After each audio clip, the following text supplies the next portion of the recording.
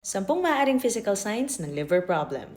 Unang-una ay jaundice. Isa sa mga most common at most noticeable signs of liver problem ay ang jaundice. Nagkakaroon ng paninilaw ng mata at ng balat. Nangyayari ito dahil ang liver is unable to process bilirubin. Kaya naman nagde-deposit ito in the eyes and in the skin. Pangalawa, abdominal pain and swelling. Maaring sumakit ang right upper part ng inyong abdomen. Maaari ding makaranas ng paglaki o paglobo ng inyong tiyan. This is what we call ascites. Pangatlo, fatigue and weakness. Ang atay may have difficulty processing the nutrients. Nahihirapan din ito to remove the toxins from the body, which can leave you constantly drained and tired. Pang-apat, nausea and vomiting. Maaring magkaroon ng digestive disturbances at maaari din itong may kaakibat na loss of appetite. Panglima, dark urine. Ang ihi ay nagiging kulay tsaa. Pang-anim, pale or clay-colored stool. Maaring mabawasan ang production ng bile o abdo. Ang substance na ito ay responsible for the brown color of the stool.